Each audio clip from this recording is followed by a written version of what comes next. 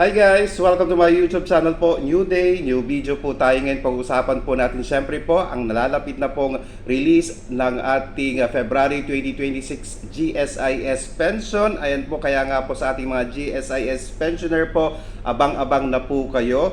Ay may possibility din po na baka within this day or mamayang gabi po ay makikredit na po sa inyong mga ATM accounts. According po sa ilang mga nakala po nating information, baka this day po mapupunta na po iyan sa inyong GSIS Touch App. Kung meron po kayong GSIS Touch App at hanggang mamayang gabi po baka po ma-release na po iyan dahil may mga bangko po tayo na mas maaga po na nagre-release ng mga pension po.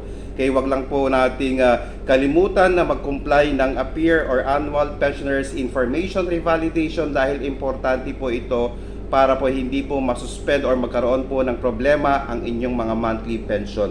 Sa ating GSIS pensioner po na may online banking, pag pumasok na po iyan sa inyong mga ATM accounts, ayan po, meron po kayong marireceive na notification mula sa inyong bangko. Kaya nga po, sa ating mga GSIS pensioners po na wala pa pong online banking, pwede naman po kayo magkaroon nito para hindi po kayo pabalik-balik sa ATM machine para parati po ninyong sinicheck ang inyong monthly pension. Okay? Pwede po tayo magkaroon ng online banking para isang notification lang, at least minsanan po tayong pupunta sa ATM machine.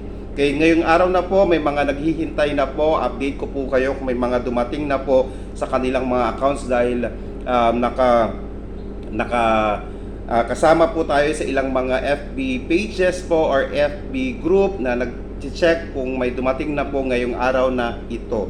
Okay, kung meron po, update po tayo agad sa ating video na ito. At sa ating mga followers, subscribers po na nakakuha na po or makukuha po nila mamayang hapon or gabi po, paki-comment na lang po dito para po matulungan din po natin ang ating mga GSIS pensioners po kung meron na po talagang dumating nito.